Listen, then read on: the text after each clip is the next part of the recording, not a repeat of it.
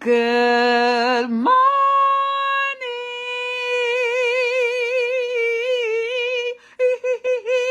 It's actually afternoon. Good morning. Good morning. I'm Kimberly Reese Mensah. I'm a wife, a mother, a publicist, and a friend. Won't you join me every Monday for Motivation Mondays as we navigate this crazy life we all live in? See you there.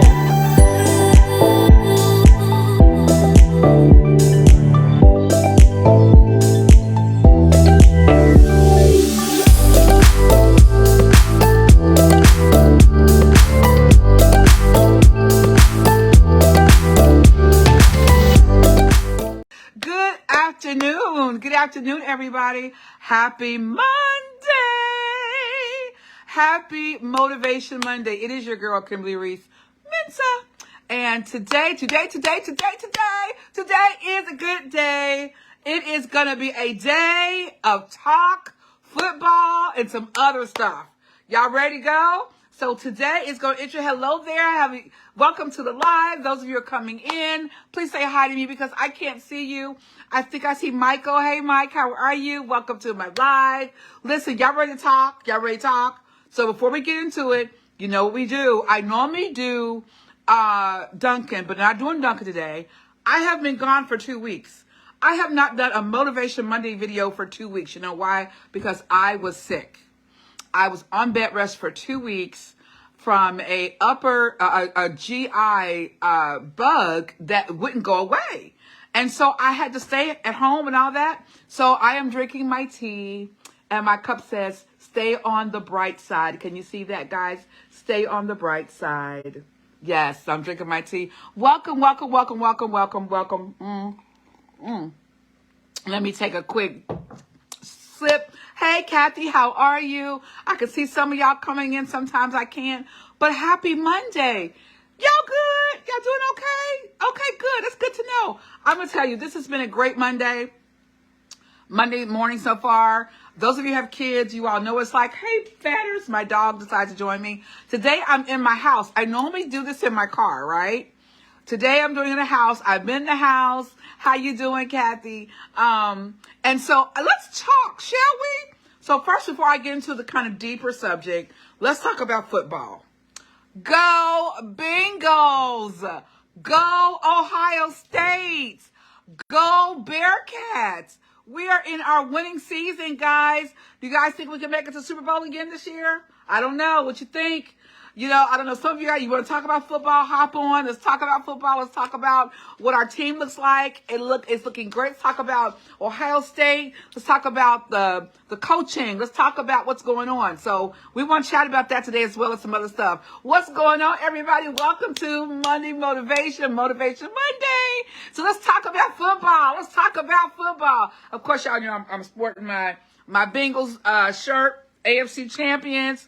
Okay, gotta sport it. Let's talk about the Bearcats. The Bearcats killed on Saturday. Let's talk about the Bearcats. Let's talk about Ohio State. Oh my gosh, that game was crazy, right? And let's talk about the Bengals, right? So excited to be an Ohioan today. I don't know about you. I'm excited to be an Ohioan. But yes, so shout out to Cincinnati Bengals, shout out to the Bearcats, and shout out to the Ohio Buckeyes for a great win. I will have to tell you, out of the game of the Bengals, my favorite of the game is to watch Joe Mixon run. I love to watch Joe Mixon. He is a awesome player. When he gets some wiggle room, watch out. When he gets wiggle room, those of you who really follow the Bengals and follow the new squad, our O-line, our offensive squad, they're doing really well. You know, even our O-line is doing better with protecting Joe Burrow. They're doing better. We've over the years we've had challenges with our O-line. We've had challenges, but they're doing better. So anyway, let's get into that. We'll come back to football in a minute, but I really want to talk about toxic forgiveness today. I want to talk about that today, okay? I'm just excited about football. We'll come back to football in a minute. Really excited about football. But I want to talk about toxic forgiveness, right? And so some of you may understand or may not know what toxic forgiveness is. Toxic forgiveness is an unhealthy way that people pretend to be over it, right? So let me give you an example. There is a author and therapist that I follow. Her name is Tawib. Well, that's not her first name. Nidra Glover Tawib. I think I'm saying that right. And she's a relationship therapist and author. And she really focuses on setting boundaries, right? And I'm going to put her information below and link all that information. Hey, by the way, if you do not follow me on YouTube, please do. Please like, subscribe, and share.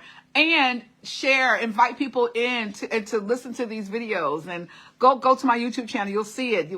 We can show the ones from the past. You can look at that. And it also helps me because I use every proceed that I'm trying to make off my YouTube channel goes towards the Reese Spencer Foundation, our nonprofit. Excited about that. Got some new news about that too. I have some more news coming up. I'm on my way back to Ghana in November, and we will be there for a while working and building and doing things there. So I'm excited about that. So we'll talk about that. Let's get back to toxic forgiveness. Kathy, I hear you. I get it. So you guys know whenever we talk about a subject, I always bring up my own personal experience. I do not do these videos to make anyone feel uncomfortable or to point at a finger at anyone. I always point the finger at myself, okay? Hey, April, how you doing, sweetheart? So let's talk about that for a minute. So I'm going to give you guys an example. This happened recently, and if you go back to my previous Motivation Monday videos, I talked about this particular situation. So I was in a situation where someone was uncomfortable with me, right? And read me completely wrong in my approach to them. And this was in ministry, okay? And a person in leadership, a place that I have served at for many, many years, and a particular role that I'm doing good, April, a particular role that I had been in for many, many years. I was going to do it again because I've done it before. It's something that I've done, okay? Hey, Yolanda, how you doing, sis? And so what happened was I went and spoke to this person and said, hey, how you doing? I have been trying to reach out to them and trying to get them to return my emails and, hey, trying to connect with you so I can get plugged back in and do what I do here. You know, I've been doing it for many years, the gift that God has given me, and I'm very serious about it. So I went to this person, and this person is of a different culture. They're not American. And so the culture is a little different as far as how I guess maybe they see women. Okay. I'm going to go there in a second. And so, anywho, so I thought everything was fine. And so we had a meeting, and the meeting was like pretty much an audition. And I'm like, okay, although I've been serving in this particular role for many years under other leadership before this person got there.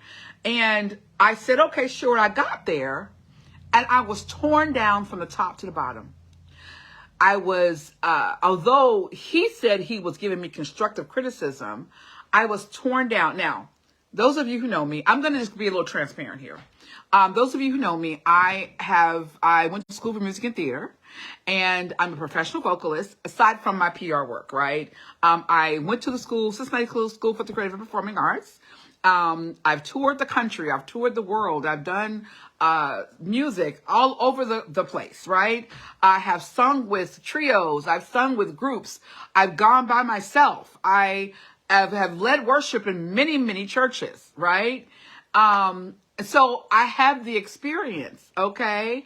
Hey, sis, how you doing, Miriam? How you doing? We got to talk. I'm going back to Ghana soon. So, actually next month. So anyway, so, you know, I'm doing all this stuff, and, you know, and I come with lots of experience. And so I go in, and I'm sitting there and I do my thing. And so I'm singing for him. Mind you, I told him, I said, well, I've led here, I've led there, I've led here, and here's the links to all the places that I've done, all the stuff I've sung, places I've sung, blah, blah. So I have more experience. As a matter of fact, I have more experience than this man has in his left finger. Okay? Probably his right pinky. Way more experience. However, he had me sing songs that were too high. And I was like, well, can you change the key of that? It was a bit of a mess. And I have this thing that if I'm going to be in a spiritual environment, I would expect there to be a spiritual environment. And it was not. It was very topical. It was very, what's the word I want to use? Topical. There was no love there. I didn't feel love. I didn't feel God there. I didn't feel any of that energy or that vibration, right? Hello, Brother Napoleon, how you doing? And so I left there broken and disappointed and was like, wow, what just happened here? It was terrible. And he broke me down, well, you don't have any style. And sweetheart, I have recorded. I know I have been in studios. I have done background work with, see, a lot of y'all don't know this about me. I always come on here and I talk about my PR work and being a publicist for many years and all that stuff. Hey, let's tell you, how are you? I'm good, Napoleon. Good to see you. We've got to get together. You and I are traveling continents, so we got to get together at some point. And so as a musician, which I am, I have this plethora of experiences and knowledge, and I know how to sing a song. I know how to deliver a song. I know how to read music. I know how to minister in that particular setting. And so when he said that to me, oh, thank you, girl. Are you kidding me? Oh my gosh, it's time for a retwist. Thank you. But when he said that to me, I was just devastated. And I said, what just happened here? Because guess what? I felt that this particular place was a place of solace. Hey, Jackie, how you doing? I felt like this particular place was a place of love and a safe place. I left out not feeling safe. Anytime you are in an environment where you don't feel safe, there's a problem. And I knew it going in. It was just, he was rushing and he was looking at his clock, his watch, and he would turn his back to me at times as I was talking. He wanted to hear my God story, so I was sharing it with him, and I was like, what just happened here? It was crazy. So what I did was I left there feeling broken. I felt like it was not great. I said, I need to talk to this brother, but I need to bring somebody with me. I reached out to the leader of this organization, and I said, hey, there's a problem. Can we meet?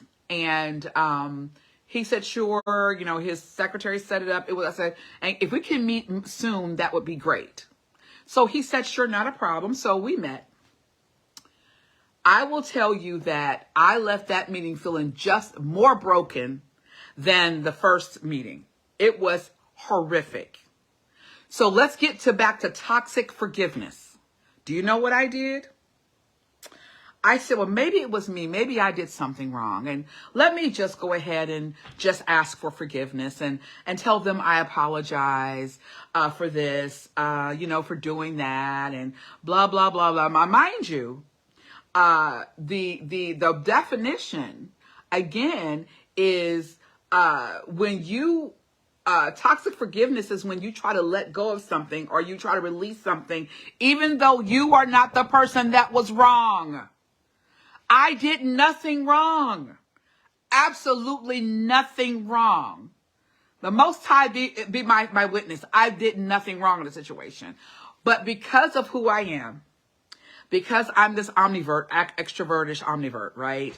And I'm like, well, maybe I offended him because he's from a different culture and maybe, And then when I got there thinking that this leader had my back and he didn't.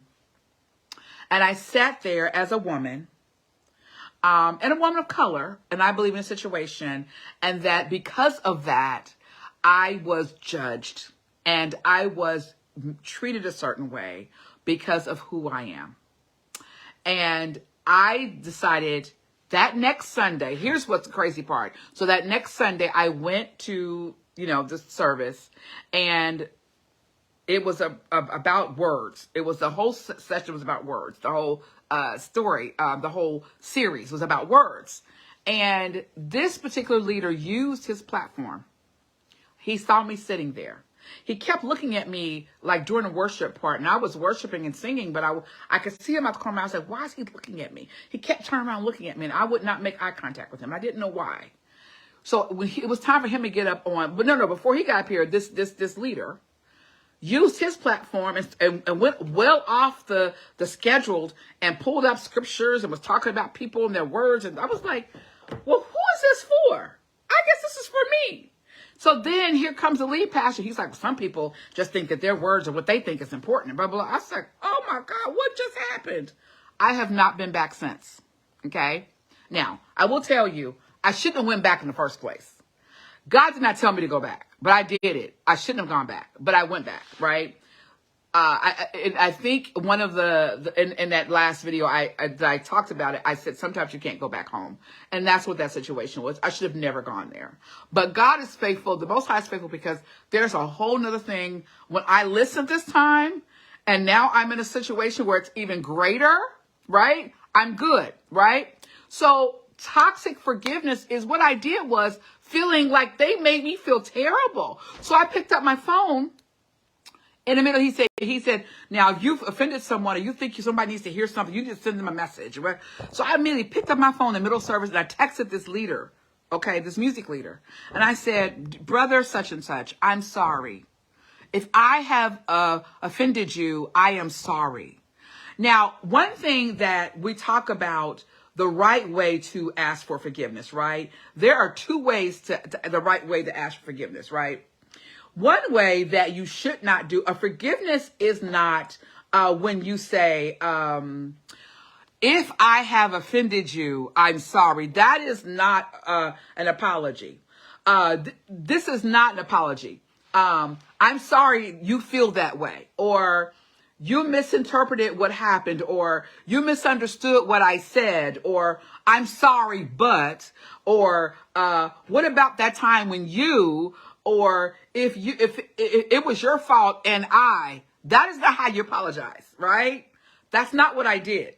What I did is I said, brother, I'm sorry that I offended you. That was never my intention. I don't know what happened. I left the meeting distraught. I said, I prayed for you and I prayed for your father, blah, blah, blah. Went on to say, then I called the one leader.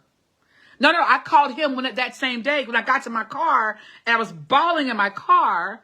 And then I called him and I said, I hope you know my heart. That was never my intention. Because he told me, and I quote, he says, I want you to search your heart because, you are coming off as some authority you don't have. Because I'm sharing with you how I felt a situation went and how it made me feel. So that means that how I feel is not valid.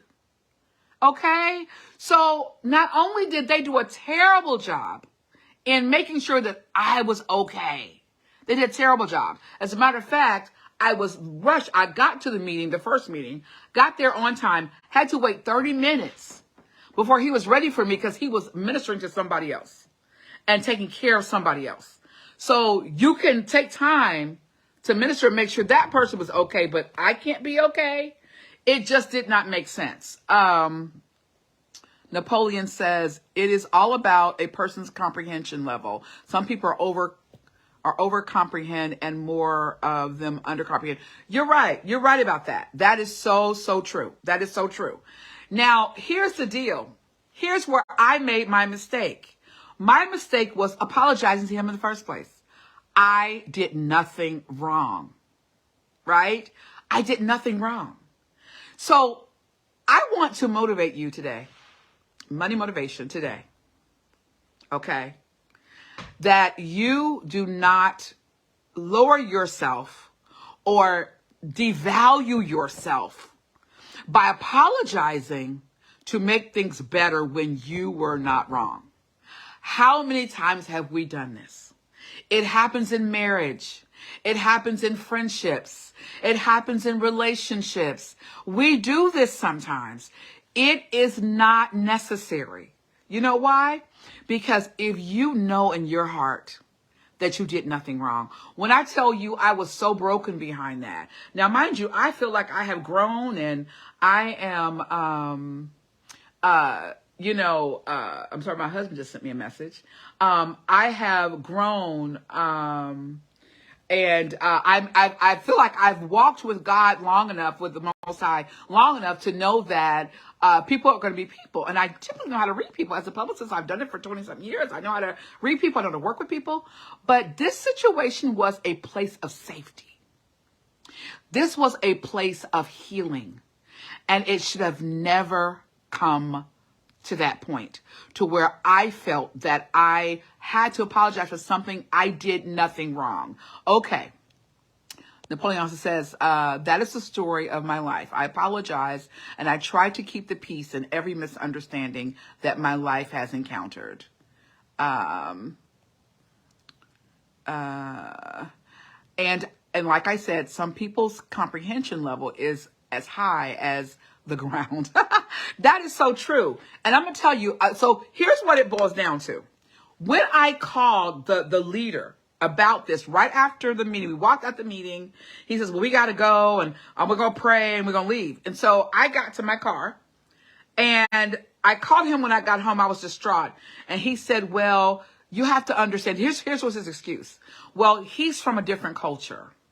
And in their culture, they're not emotional. And in their culture, women are not very, women are very submissive and subservient. So, maybe, you are, too. What? I said, oh, okay. So basically, he made excuses for him. And when I said, well, this is my heart. Here's my heart. I never intended to do anything. I hope you know my heart. He never said, yes, Kim, I know your heart. I know you didn't mean anything. He never once said that. And then that following Sunday, got up on that stage and used his platform and knew I was sitting right there. And the reason I know he did is because they do 2 services a day. The first service, he never said that. Everything was very regimented. He went off the script. And so did the other person, went off the script to demean me and to make me feel less than. And I was like, oh my God, well, I don't want people to feel this way. I just want, to feel, a certain way. I want to feel, like everybody can get along. I'm that person. I'm that person where I want everybody to get along. I want people to be happy and I want people to like me, right? But I've grown out of that too, right? Yeah, you're right. Pretty much. So basically, this man who is not married, no children, very little life experience, and is not necessarily from this country, so he's not used to all cultures, judged me on me coming to him. I said, hey, I've been trying to reach you. Hey, I was smiling. I said, hey, can we get together? He says, well, everybody auditions. I said, oh, well, that I've already worshiped under this leader who you just took over. I've been doing this for 20 years here. Oh, well, everybody. I said, oh, okay. So when he got in the meeting, he says, well, you said I let you audition me. I never said that. So my whole thing was, okay, this was about ego. You're right, Napoleon. This was about ego. This was about me not being submissive enough, I guess, or maybe he thought I had an ego when I said, okay, sure. If you want me to audition now, I said, I know you haven't heard me sing, so that's fair. And that's what I said. I said, I get it. Thank you so much. And I was very humble. I know me, right? So I want to motivate you guys. Okay. I motivate you to don't do what I did. Don't do what I did. Do not lower yourself to the point to where you have to do what's called toxic forgiveness and ask someone to forgive you because they were wrong. And you put yourself in a situation to where you ask for forgiveness because you want things to get better. Okay. Napoleon says his arrogance overruns his technical outputs. I like that. I'm going to use that. Never do that. Never do that. Okay. Never allow someone to put you in a situation to where you feel like you are less than and that you are devalued and that you have no worth by apologizing for something you did not do. You did nothing wrong. Your feelings are valid, okay? How you feel is valid, right? It makes sense for you to stand up and advocate for yourself. If you can't advocate for yourself, then something is wrong. And do not let anyone make you feel that you are less than or you're not worth it. You are worth it, okay? You are worth everything that God has promised you, okay? Don't ever allow anyone to belittle you or to make you feel that it's your fault when they were wrong. You know what that's called? That's called being a narcissist. A narcissist will say, well, you made me feel this way. Had you not done this, I wouldn't have done that. That's what a narcissist does. Okay. Yes, Myra. I'm trying it. Napoleon says, I've stopped apologizing for their mistakes. To me, it's just cut whatever it is that is violating my humble off. Okay. He also says a lot of folks take humble. Right. You're right about that. Hey, Michael, how are you? Yes, I'm glad you're getting this. And let's talk about, so Michael, let me tell you about Michael. Michael is a publicist. And he, I love Michael so much. And Michael, when he was in, broadcasting school and working on his, communications degree, he worked with me and, he was wonderful and, with my organization. And then he went on to start his own organization. Is doing wonderful. As a publicist agent, okay, over the years that I've worked, I got to know people. I know how people work. I know how they think. I know how they talk. I know how they speak. I read body language. That is my job. But I'm doing it for other people, right? I'm advocating for other people. I'm speaking for other people. Why is it so hard for us to speak for ourselves? Why is that so hard? Why? So I feel that we've got to get some kahunas. It is time for us to stand and stand up for who we are and remember who God, the Most High, has told us who we are. We are the head, we're not the tail. Okay? We have every right to stand up for ourselves. We have every right to stand up and advocate for ourselves. You know, I advocate for my children. I advocate for other families that have children with disabilities. You all know I have 4 children with autism. I have 5 total, but 4 of them have autism. I spend a lot of time advocating for them. So a lot of time connecting with other families who have children with autism and advocating for them. I advocate for not just here in the United States, but in Ghana, West Africa, and other African countries. I've connected with all of these people from other countries, and I advocate for them. Why can't we advocate for ourselves? Right? So you all know whenever I do these Motivation Mondays, I'm speaking to myself too. Honey, I'm preaching to the choir, okay, as well. And what I learned from that situation, I will never, ever again be a person who will do a toxic forgiveness. I will never be a toxic forgiver. I won't do that. I won't ask for forgiveness out of that toxic behavior that has been put on me. And because I'm uncomfortable and I feel choked and I feel like, oh God, I got to do something. And then, oh, I'm sorry.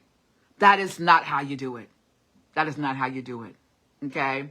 Myra said, I literally told Madison Simpson this on Sunday. Fight for yourself. Absolutely. Absolutely. And Myra, you and I have that sistership, having our children, you know, in the situation they're in, which is a blessing, honestly. I never say it's a disability. It's a blessing. We have to share with them and teach them to advocate for themselves. Okay. My daughter, God love her, my 15-year-old, who has autism. She has sensory processing disorder and some other sensory issues. And she's always apologizing. Oh, I'm sorry. I'm sorry. I said, baby, you don't have to do that. It's okay. She went through the point where she went through so much when I wasn't around, where she felt like she was not worth who she is, and she would apologize for things that she would do. And so I would say, oh, baby, I said, oh, watch that. Oh, I'm sorry. No, baby, it's fine. I'm like, oh, baby, did you take your meds? Oh, no, I'm sorry. I forgot. I'm sorry. Stop apologizing. It's okay. So I'm going to share this with you guys and leave this with you guys today. It's okay to be you. Don't apologize for being yourself. For many years, because I'm this extrovert, I'm this outgoing, loving people person, some people can't handle me. I could walk in a room and they can't handle me. You probably know this, Myra, being in ministry, you and I have done ministry together, and being in certain surroundings and situations, I don't fit the mold. I wasn't raised in certain types of environments that most of my friends were raised in. And so I'm a little different. I'm a lot different. And I thank God for that difference. That difference has made me who I am. And because of that, I try to conform to other people's norm and conform to their environment. And I try to change who I am because I didn't want to offend anybody. Stop doing that. Don't do it anymore. You don't have to change for other people because they're uncomfortable. They need to get it together. Okay? Don't change for other people. Be yourself and be who God has for you. And what God has for you is for you. Don't change for other people. It's okay. I'm happy being Kimberly Reisman. So I'm happy being this extroverted vocalist who does not sing like your typical gospel singer, but sings a classically trained Black woman. I'm okay with that now. So for many years, being in music ministry and being around people who sang, and I didn't get picked for songs, and I couldn't sing certain songs because my voice didn't fit, or I couldn't do the flip-flops and the flipping and turning of vocals, ability that other people would do, and what I call acrobats, when you do all the running in I can't do that. I've never done that. I've tried. Why? Because I try to conform to other people's norm and to fit in. Look, be yourself. Stop apologizing for being you. Let's not do that. Let me go back and see what you guys are saying. Myra said she learned a lot from Maddie. Girl, do we not learn from our children? Absolutely. Napoleon said that he feels the same way. He says, yes, you are correct. Never let ignorance overshine your truth. Oh, my gosh. Listen, Napoleon, we got to get together. You need to write a book. Myra is saying, Kim, you are on point. Your message today is absolutely for me. I've played small. Girl, I'm about to cry. You're about to make me cry. I've played small to be liked and wasn't liked anyway. I know it's crazy. And wasn't liked it. Right. It's that is what happened to me on many occasions, where even the way I dressed, even the way that I presented myself, the way I wore my hair. I can tell you about the hair stories a long time ago. These locks are locks of love. Let me tell you something. These locks have strengthened them in my spiritual journey, because my corporate days, I couldn't wear my natural hair. So that's a whole nother situation. But I had to conform in that environment too, being in corporate. That's why I love corporate. I said, I can't do this anymore. It was hard. Let me keep moving on. Hey, Doug, how are you? Kathy's sending hearts back to you. So I just want to leave you guys with this today. If I don't leave anything with you at all, if I can leave one thing with you today, is don't apologize for being you. Don't do it. Don't do it. Because guess what? At the end of the day, are those people paying your bills? At the end of the day, are they providing for you and your family? At the end of the day, are they encouraging you? Are they speaking life into you? Are they helping you to grow? Are they helping you spiritually? Think about those things. What are they doing to help you, and you're changing for them to make them feel comfortable? Don't do it anymore. Don't do it anymore. Napoleon said, yes, you are correct. I saw that. Kathy is saying, that's why we get along. I never fit in. I know, Kathy. Oh, my word. See, it was us, right? It was me, you. It was Alfonso. And who else rode the bus with us? I forget. We had our own little core, didn't we? And even at SCPA, a place where extroverts like myself, or you know what? let me just say this. I'm not a true extrovert. I need to make that very clear. I'm a definite omnivert. The extrovert comes out in secured, safe environments. I hope I'm making sense when I say that. My extrovertness comes out when I feel safe, when I feel like I'm okay, right? However, I'm an introvert most times. I stay home. This is why I love my husband so much, because we are just like that. When I go to Ghana, we're not in Ghana streets. We are at home. But even at SCPA, Kathy, I could go into so much detail. But I even there, an environment where your gifts are supposed to be uplifted and your gifts are supposed to be used to catapult you to other areas, I never felt comfortable. Do you know I've gone to one alumni day and I've not gone back since. I just, it wasn't, you know, my family, my parents sent me there because they thought I would do well there. Even in that environment, I never felt completely comfortable. I tried to conform with the black kids and the white kids and the mix, those of us that were mixed in that environment. It was even the mixed environment, like what we had, that's where I was most comfortable. But even this, you know, it was just a lot. And even in that environment, I still felt I had to conform to fit in, to be accepted by all the powers that be and all the kids. And Aiken. Oh, and you know, my brother went to Aiken. I understand. April said, I played dumb so others would not feel intimidated. Wow.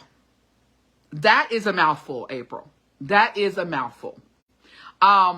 Let's talk about that. Being a strong black woman, right? Being a strong woman, period. Sometimes men are intimidated by that. And so we will like dumb down and say, oh, well, you know, I'm just going to look cute and pretty and not talk. Listen, I know football. I know economics. I know theater. I know how to fix a lawnmower. I know how to build a house. Look, you won't do that to me anymore. I now will no longer do that. And I have done that. I've dumbed down so I wouldn't make other people feel intimidated. That is so true. Kathy said she didn't feel an Aiken right. Absolutely. She also says, I've stopped apologizing for others' bad behavior towards me. Thank you. Oh, you are so welcome, April. You're so welcome. Yes, I loved our bus rides home. And we sat right in the front, right behind the bus driver. Because a lot of people that got on the bus were not the best people. So we sat right back there. We were quiet and we were in our own little nook. And you know what, Kathy, I always knew you were my sort of my opposite. You were, I was somewhat the extrovert and you were very introverted, but we connected so well. We connected so well. But I just really want to know that, first of all, thank you all for coming and joining me today. I do these videos because there are people who tell me, Kim, please continue doing them. I may have 2 people that watch some days. And then on my YouTube channel, I may get maybe 30 views maybe or something like that. But people tell me all the time that they need to hear this. And every time I come up with something, it's because it drops in my spirit. It's not something I just say, oh, what am I going to talk about today? It is always something that's relevant. It is always something that I know that's going to bless somebody. And I feel in my spirit to do that. So with that being said, guys, I hope you enjoyed this talk today. I hope that you know that you don't have to change and stop apologizing to make somebody else feel comfortable and stop devaluing yourself. You are valid. You matter. Be yourself. Don't change for others. Okay? All right, Reese's Pieces. I love you guys. With that being said, have a wonderful, awesome rest of your day. Have an awesome rest of your week. And I will talk to you guys next time. Bye. See ya. Bye.